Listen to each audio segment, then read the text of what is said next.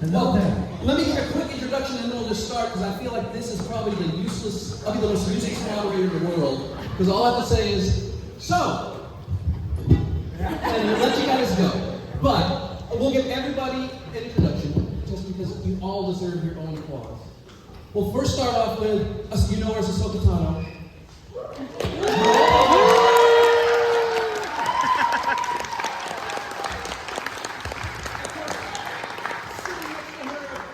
We know Miss Ezra Bridger, but more importantly, Miss Taylor Gray.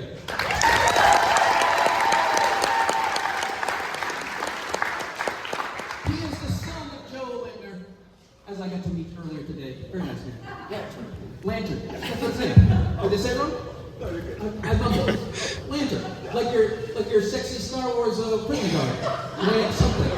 Oh, Lant Davin. Yeah. They named him Lant Davin. Yeah. But they credited him as New Republic soldier, which is weird. Because I said my name in the episode. I just found the worst guy. He's the only guard in prison. So that's how inept you are. Just shoot the one. That's how bad that is. But that is, of course, the great Matt Lanter.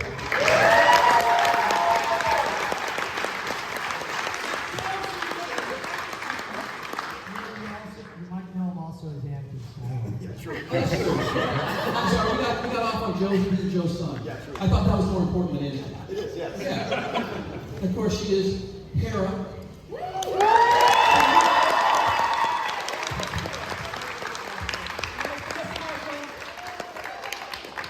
She is Padme Amidala, and I don't know her well enough to call her Cat yet, but I hope to someday. It is Catherine Taylor.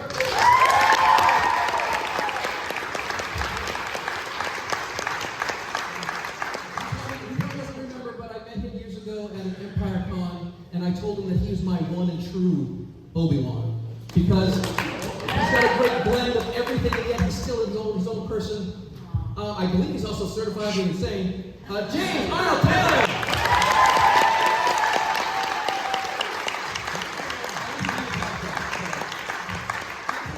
So I know that you spend most of the time talking to yourself, so that's, most people get put in the home. You make good money. All right. And of course, last but in no means least, from Arlington, Texas. Woo!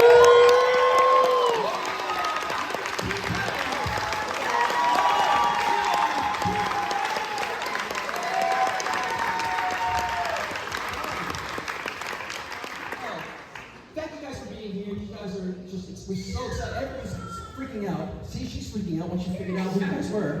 She's like, who are these old people? Because everybody's an old person when you're that age. But I know you guys, sometimes you do single recordings, but sometimes you're doing it as a group. Always doing it as a group. I wanted to verify that before I made assumptions. So who makes the most trouble in the booth when you guys are all together? I know you're all professionals. Let's get that out of the way. Let's blame Steve Bloom. I was going to say Steve Bloom. 100% Zeb. So of the people who are present. Oh, Zeb. And He's omnipresent. We should call him. so what is We call Steve Bloom. You do you. Okay, you keep talking. All right. We should blame D.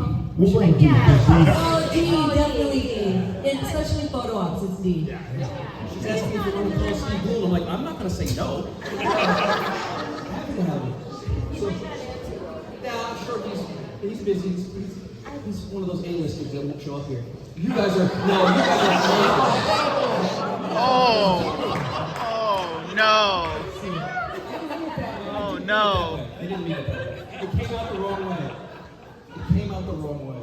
All right. So, Steve, I'm in a panel right now in Texas with our entire Star Wars family.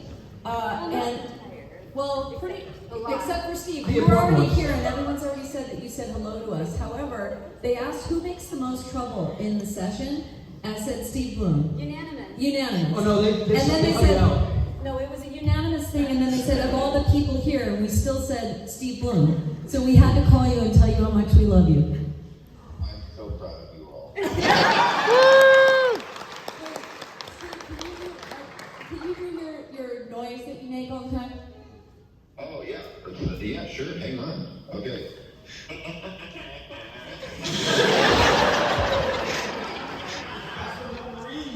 You're a champion, yes. We love you, we wish you were here. We'll call you later. Give it up for Steve.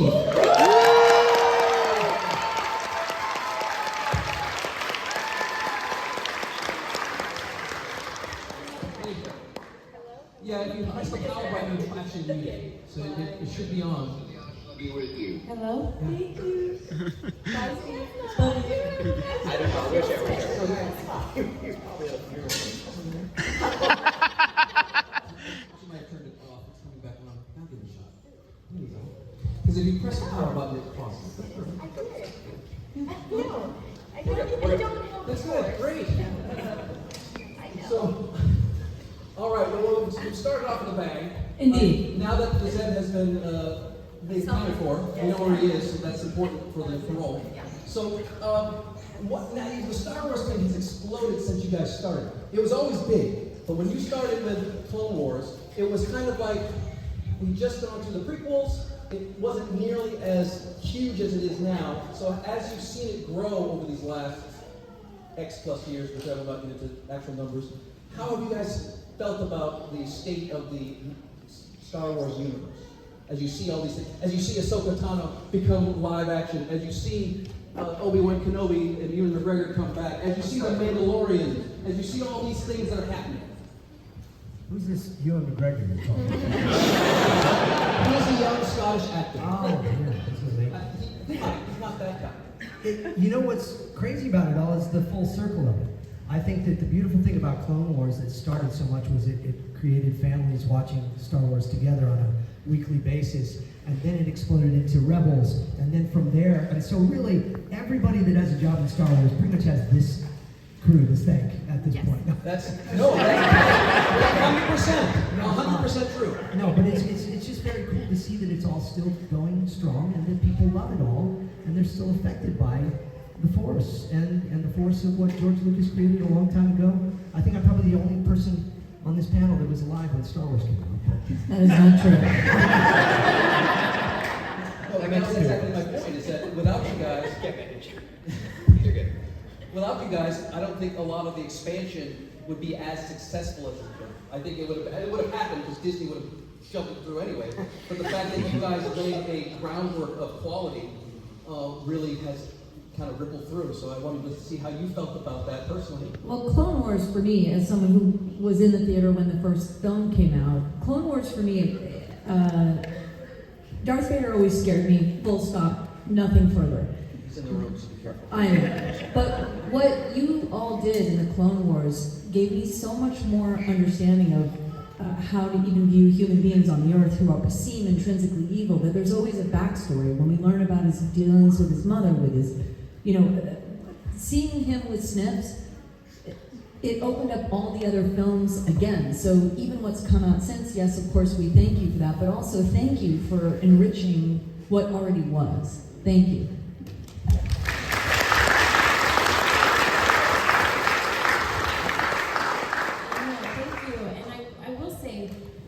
It's an exciting time to be a Star Wars fan where we get so much content and, we have the chance to get to know George Lucas a little bit, just a little bit. We more knew Matt of got to him. hang out with him in his office, but that's the chosen one here. But we did get to meet him a couple of times, and you want to talk about the kindest guy, the most giving guy, and he really wanted to make sure that Star Wars could live on for many, many, many more generations to come.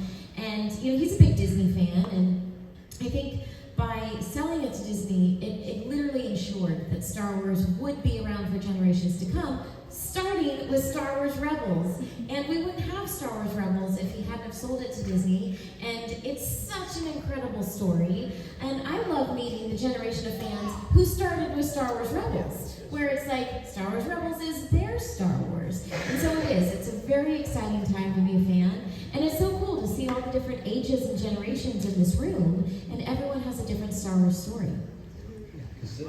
It's one of those things where he could have sold it to literally anybody. I mean, he had that I power. offered him some money for it. And he could have taken it if he wanted to, but it's hard to get $4 billion just like, call up the bank. Hey, can I borrow $4 billion? I have to wait, I go to Ashley's line. Yeah. Her universe, make sure you go there. Always get to go to her universe. So I'm going to ask one more question, and then, like I said, I want you guys to get involved because I've already insulted them by accident twice. So I think it's because I just was it an accident? So you played Coon, right? Plo Koon. Plo Koon, thank you. That's number 3.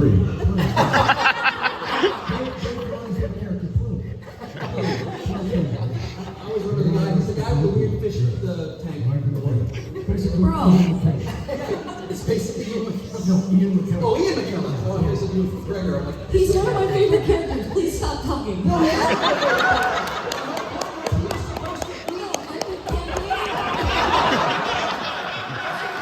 I literally begged Dave Filoni on my knees to bring Plo Koon back. I'm like, look at Qui-Gon. We got this, man. We can do this. Come on. he was supposed to be He the doesn't lead have a fish character. tank on his face. So Okay, go on. I want to see that. He was, You know what he said? You shall not pass! so look, I stalled enough, and I insulted them. I do love each and every one of you. So very We much. love you more. I actually live in working with you, so hometown Sick. representative. I've only been to the hospital when I was born there, but Just let you know, I know where you were born. incredible. And I'm not a stalker. I just happen to I know there. love it.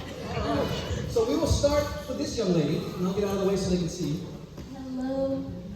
So, Say your name and your question. my name is Sierra. Hi, Sierra. So, I love to watch you guys interact. You guys are actually friends, you're actually family, and it's so cool, it's so fun to see. And so my question is, are there just any moments where you guys realize we're actually friends and any stories about that? I want to throw it to y'all because instantly I feel like you became a family. And to watch how you bonded and genuinely love each other was really special. And so different from us. It's just pure competition. That was my takeaway as well, James.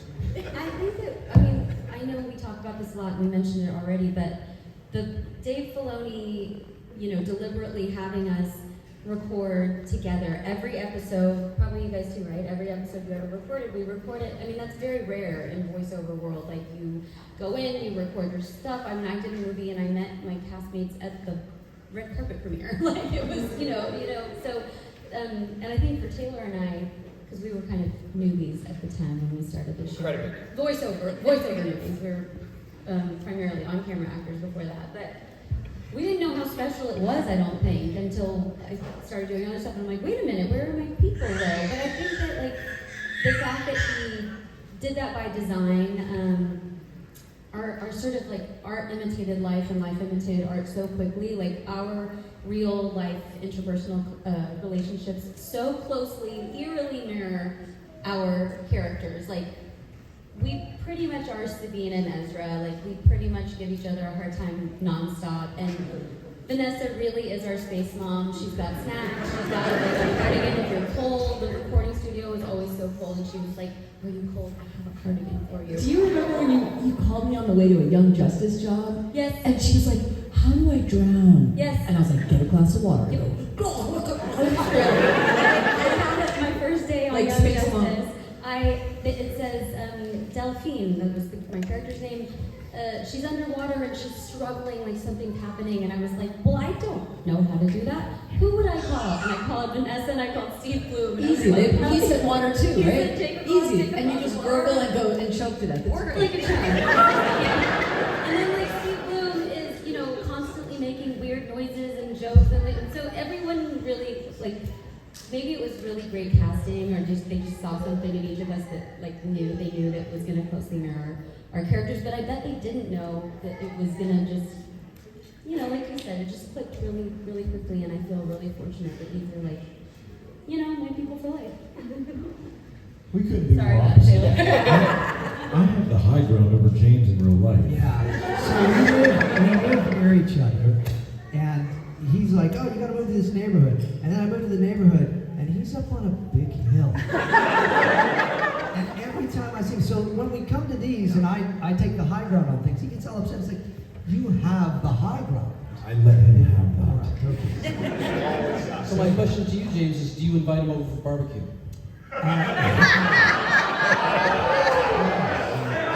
invites me over for coffee. Dark roast. We put him in a sand pit. Too soon. Too soon.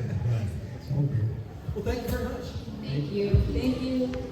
Can I pause and be selfish for a second? Of course you Can be very selfish. But today is my mom, Mama Tano's birthday.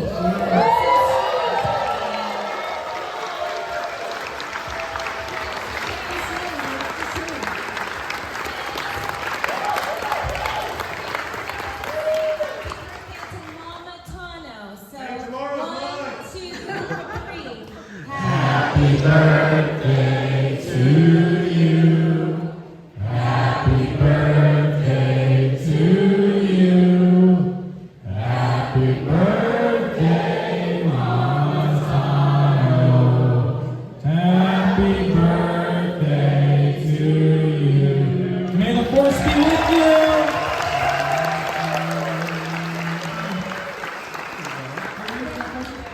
She's gonna be mad at me later, but I had to do that. I was getting my mom's irritated a little bit. That's the funny part. Are We you have a ready? question, yes. My name's John Hardwick, and I'd love that. This is for like Matt, Kat, and James. I'd love to hear them do, this little scene. I don't know if you remember this, and this is just a short. Every line. These lines. If I can find it. I'd love to hear Kat. Have you get into our Stop! agent Oh no! Stop now! Come back! I love you, and I love to hear Matt say, "Liar! You're with him! You brought him here to kill me!" And of course, Kat said, "No," and Anakin and of course James said, "Let her go, Anakin. Let her go." I'm not gonna remember any of that, but we should switch it up. Sure, we can switch that up. And I'll be doing that. You guys, I love it because like the Lego game kind of covered some of that, right? But there's a lot of good dialogue that was missing from that scene that I'd love to hear you guys interact. We're just gonna do our own scene, okay? All right, here we go. Annie, stop it! You don't know Don't turn her against me, loser. You were supposed to be the chosen one. I hate you!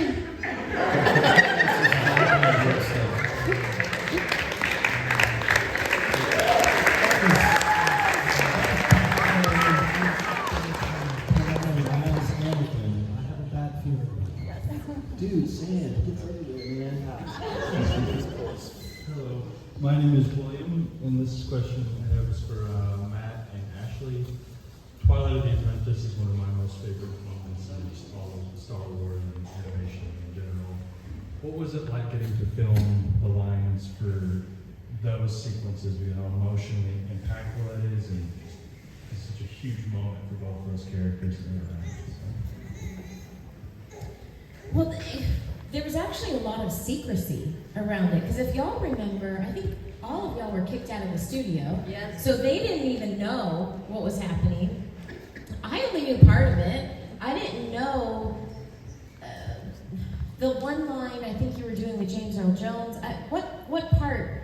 There was part of it that was a complete surprise to me. So Dave likes to work in secrecy a lot, but it was very emotional. So we each knew what we needed to know for the performance, but it was a very emotional scene. I actually thought that was the last time I was ever going to record with Matt. I didn't think I'd ever record with him again. So as Ahsoka was saying goodbye to Anakin, I was saying goodbye to Matt, and I really care about the guy.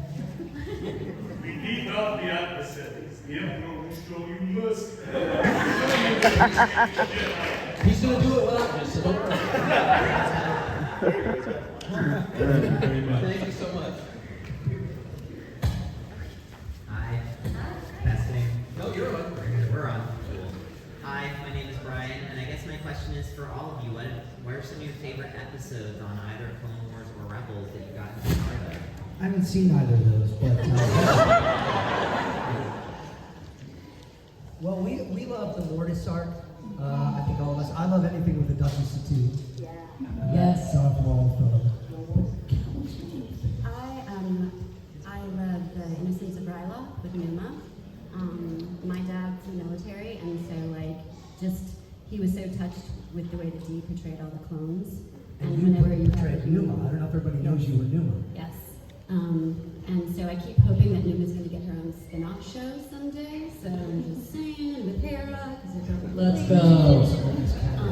And then I really love all the stuff with Matt. I just love that we got to explore their relationship. The Rush Quarters. Yeah, actually. That was fun. The romance. And then on the rebel side. I love when Hera got to fly the B-Wing. I mean, it was great. My dad's a pilot, so I dedicated it to him. And when he watched it, he wasn't much of a Star Wars fan, but it was a way to kind of have a special moment with him. And also, I'm a Star Wars nerd, so the B-Wing. I mean, it was just like... Sure. I love the world between worlds. Because it was like the first time, I didn't know this, but Dave was explaining that like time travel was introduced to Star Wars. And then after the episode came out, it led to a bunch of, am I gonna mess up the timing of this? Ahsoka lives. Yeah. Right? Yeah. Then she's back. And I thought that was pretty cool. And it was also cool to just have like so many different voices in every part of Star Wars since 77 in that episode, and hearing Leia and everyone. I thought that was pretty cool. Check out Taylor, all known Yeah, Star what's Wars. up? I'm a Star Wars fan. You didn't know any Star Wars when you started, right? You were like, wow. That's true, that's true. Yeah. Awesome. But now... Now I've seen one episode. As a Star Wars fan and as an audience member, I would say the Rebels finale. Got me right there. But selfishly, just as a performer, as an actor, I would have to say, what's my favorite episode? The Dark Saber. Trials of the Dark Saber. I just went absolutely blank. I've never forgotten the name. I sound like Taylor. Sorry. Sorry, I got very little sleep last night. My brain is not emotional. Anyone that's come to my table can confirm that it's not emotional right now. Trials of the Dark Saber, only because, well, not only because I thought like the music was gorgeous and Freddie is Freddie, and it was a really cool, like that experience of recording that episode was really cool because again, Dave sort of dismissed everybody and it was just Freddie and I. And it was really interesting to me just because I play a character who like doesn't allow herself to be vulnerable or emotional. Well, the only emotion is usually just like rage. So like to be emotional and kind of delve really deep into places of Sabine's past that she had never really faced before. All of that was, and to do it all not as an on-camera actor, but as a voice actor was really like challenging and wonderful. And so it's just, I think that's probably my favorite episode. And she was brilliant. There's that.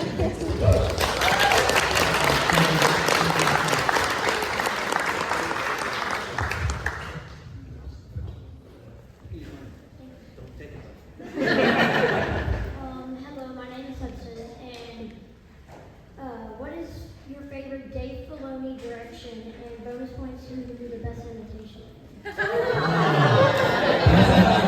Good job. I'm gonna give the bonus points now. I think you probably have the best one of direction. Oh!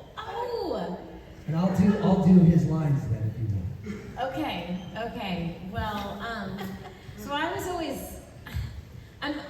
oftentimes laughing and smiling, and Dave always thought that wasn't right for Ahsoka. He said that I was too cute, and before every episode, I had to ball up my cuteness and throw it out of the studio. But then he told me to. Okay, Ashley. I don't want you being all cute and everything. You gotta think dead puppies.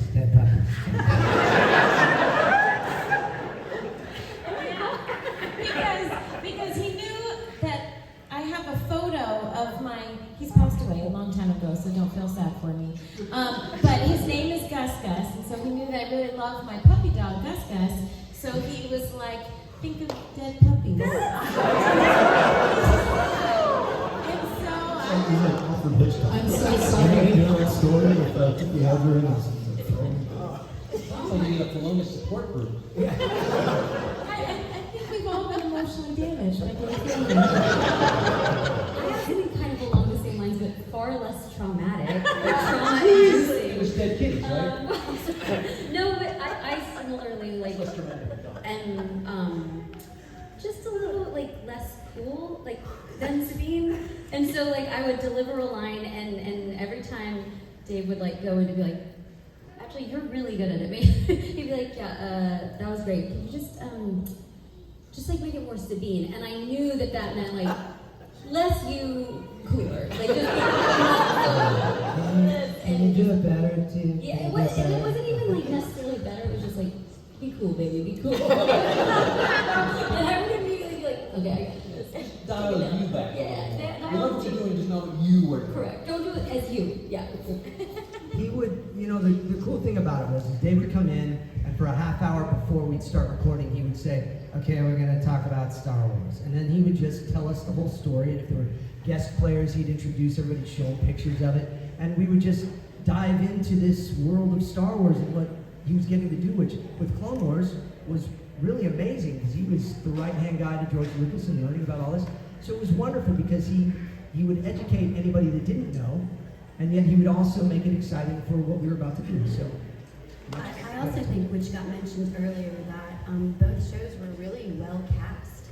And one of the great things about a great director, and I felt this with Dave, was that they cast the right people, they set the stage, and then they let them do what they're there to do, and they guide it. But I really felt that with him so much that, and it would happen in the writing if I would be like, oh, I don't feel like, the writing was great, but occasionally if there was a thing that I said like, I don't know if Padme would say it like that, he was really open to saying, cool, do it like that. He didn't say cool, he just said no.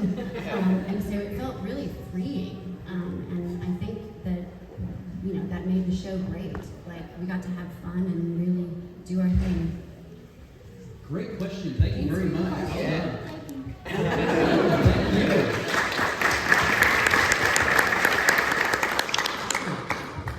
My name is Susan, and this question is for anyone that has something that comes to mind. But do you have any favorite or at least memorable lines that your characters delivered over the course of your respective series? Well, saying that you will die to Ashley was pretty unique. So you said it to us, so. Well, yeah. Did you push me down the stairs on Friday? Monday? Job of the Hutt.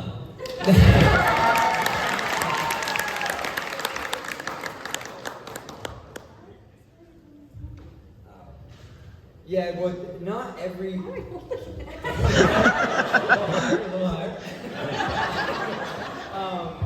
Yeah, no, I had been signing things the wrong way for a while. I was like, yo, my character's one of the few characters that says, may the force be with you. Doesn't say may the force be with you. But he does say the force will be with you always, and that was the last line that Ezra did say. And I've always thought, I don't know, even when I didn't know Star Wars, I knew that line. So that's always been a cool thing. Ahsoka must have said may the force be with you. At some point. Yeah, I think so. It's a cool line. I didn't mean you should out yourself the first part. I meant the second part was really cool. Well, I have a follow-up to that. Is there besides the techno-babble, sometimes some of the things that they talk about with space and all the cool inventions might be hard to say, but has there anything been weird that it took you forever to do because it was just either a weird word, a weird noise you had to make, or it didn't quite click, but it took you a couple takes? Well, there was a line with Obi-Wan, and it might have been the Lawless, I don't remember, but where he said, you lie, to Darth Maul, I think. And I thought it was very odd to say, you lie. It was like, nuh-uh. Obi-Wan's not having that. And I remember saying to David, this just doesn't feel right. It was one of the only times he said, James, just read the line. So I said, you lie. And then it just He said it to do, not Maul. Murderous. Our walking Wikipedia. Yes. It's right here. I told you everything you need to know on Geonosis, all those many years ago. I like that you're holding an imaginary microphone. He's doing the ear thing too. And his voice is louder without a microphone than mine with one, which is also good. So, that was an odd one. But one of my favorites is, no, Anakin, she's not my girlfriend. She's my lover. I loved when Padme picks up the lightsaber and is like, oh, it's heavier than I thought. What are you doing, Ashley?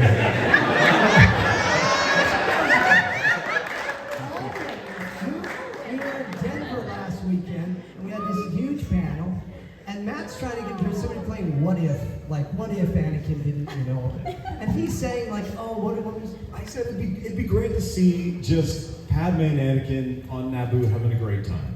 Very innocent. And she goes, like, whoop, right off, unfamily style. I think everyone's here is thinking the same thing. And as I will follow James, like anyone from the rebel contingent, because I like how you've got it like a rebel side. It's just coincidence. Maybe he'll know.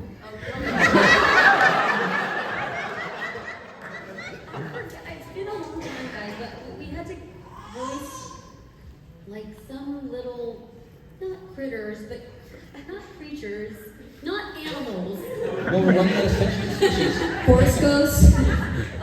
But everyone, Dave made each of us go down the line and like do it. And piglets? It was like everyone was doing these little. I can't do it because I couldn't. The point of the story is I couldn't do it. Everyone did it. Is that a piglet? Maybe. No, it was like there were no lines. It was just gibberish, and you had to come up with it and do it in a little voice. And I was like, I blanked it out. I don't know. and she was wonderful. I mean, anything you got. Anyway, I was unable to deliver. I was like, I'm so sorry, I cannot make that noise. And after a little while, he was like, it's fine, just say it. I felt so defeated when I was like, dang it, I let Dave blow me down, but I couldn't make it a movie. Recording studio? No. Oh, in the world? Oh. All right, I gotta get back to that. Thank you very much. I'll figure it out. Hi, my question is for Catherine Ashley. Well, before you do, what's your name? Meg. Meg. It was really touching to see Ahsoka risk her life to attend Padme's funeral, and I was wondering if you could talk a little about their friendship and what they meant to each other. Wait, Padme's funeral? It's the Keira Knightley Padme. It's not the real Padme, the Keira Knightley. I believed you for a second. I was like, oh, wait, do you not know? Don't tell her. I still, like I always say this, I still believe like the end of Star Wars is going to be that Padme is alive somewhere and she's orchestrating everything. Just saying. Why did everyone stop talking to me all of a sudden? We grew up together in a weird way, like as characters, as friends, as humans, and again, like not to get sappy, but we got so lucky. Like these people are amazing, and then especially, women can be in the acting world. It can be competitive, and there was just never any of that, and I love the characters so much. So. Yeah, I think, we really have been like sisters over the years and genuinely love each other. And I think our only wish is that we had more time together. We had more scenes together. So we could have explored that relationship. And more. on flashback show. Exactly. But that scene in particular, I will tell you, if you watch it again, imagine this. When I recorded that scene, I was sobbing, just sobbing, like a flat out ugly cry, like with the snot. Yeah, like snot, everything. It was real tears. So I was so sad and touched that Ahsoka would risk her life to be there. And we don't get our scripts until we usually walk in the door. So that's where we find out, and I'm reading it, and I'm just sobbing and then have to record it. So I only recorded the lines probably 2 or 3 times, and then he got it because it was very real. Thank you so much. Great question. Thanks, Meg. I know we have about 5 minutes left. So we're going to do a lightning round. So try to make yours as quick as possible. Go right through it. Hi, my name is Isael. So like you said, actually, everyone has their own imagination, picture that they have of Star Wars. For me, I hear you guys with the Clone Wars. So I didn't get to hear it, but I'd like, so Obi-Wan and Anakin's interaction in the live-action series at the end of who actually killed Anakin. I was wondering if you could recreate your own. This is another scene we have to do. They're human beings. They're not, you don't pull the string. I feel like I'm at Sandy Meisner right now. No, so you want You want us to recreate Revenge of the Sith? Yeah, the whole movie, go. The recent Obi-Wan series, at the end, when Anakin's, Vader's mask is broken. You know they didn't actually do that scene. I know. Oh, what he's saying is he wanted you all to voice that. He wished it But was you want us to do it right now. Just get a little slow. Just get going. Just... It goes something like, owie.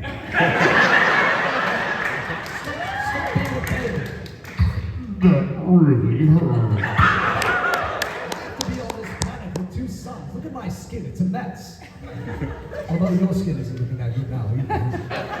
So rude. That's pretty much what it was, right? Yeah, that was it.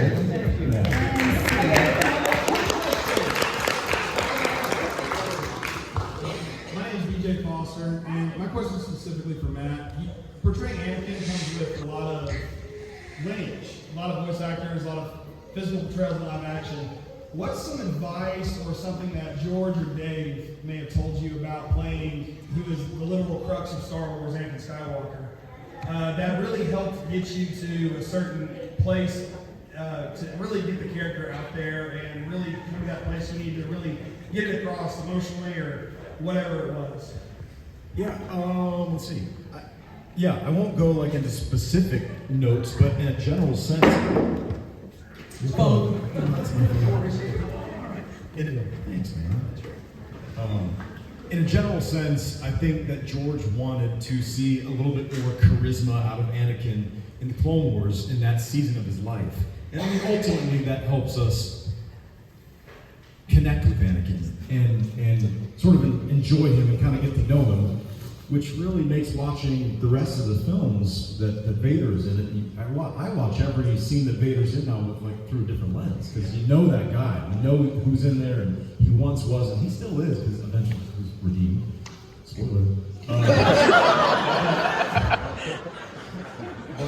mean, that was kind of like we were basically, we heard he was a hero, we just didn't see it. Old Ben told us he was a hero, we just didn't get to see it. So I think essentially that's what. For that character, that's what the Clone Wars really helped to do.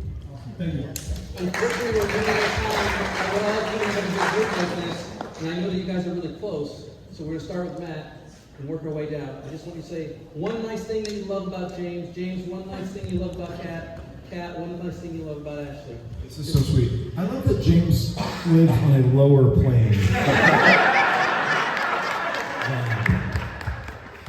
James, what do you love about Kat? No retaliation. Sorry. So you picked the right thing to do. You get the thing and you know there's no retribution. Hate sweetness. She's an amazing actress. She's an amazing friend and sister. And she's an amazing nerd for Star Wars, which is also really awesome. So, yeah. Thank you. Sure. No response. No. Ashley's heart for people, which I know you all know. Ashley's heart for people is it's miraculous, and she's changed lives through Ahsoka and just by being who she is, and I feel honored to know her. I feel like I really need to go back. Leave it. Going so deep. Leave it. 10 out of 10, no notes. Okay, Taylor. Well, Hi, I'm Taylor. I will say this. Part of this is Taylor, when we've reconnected now post record. But goes for it. And when I reconnected with Taylor, we hadn't seen each other in a couple years, and I was like, hey, what have you been up to? And he's like, well, I just went to drama school in London, and that's really, really hard. And to do that and believe you can do that and invest in yourself and say, you know what, this is my dream and I'm gonna do it, is really hard. And I'm so proud of you. And he's now filming movies.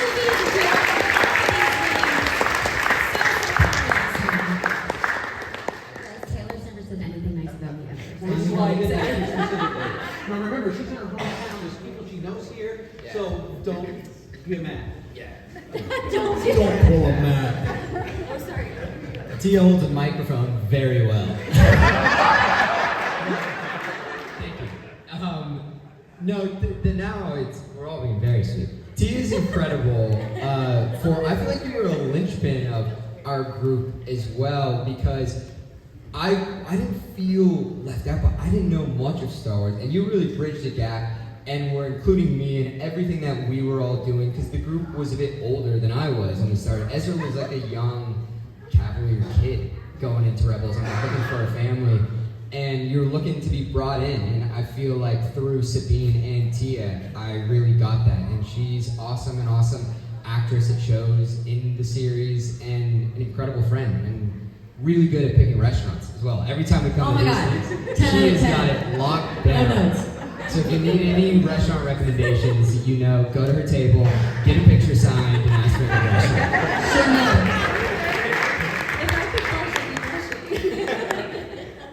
Thank you.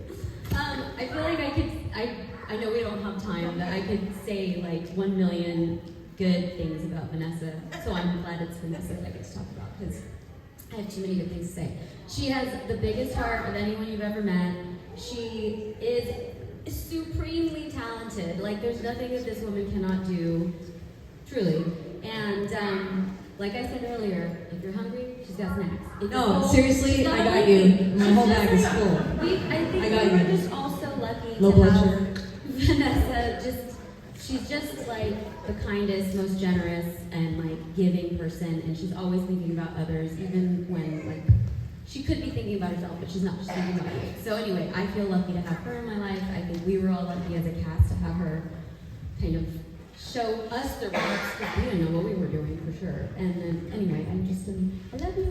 I love you too. Well, just rub it in for Matt.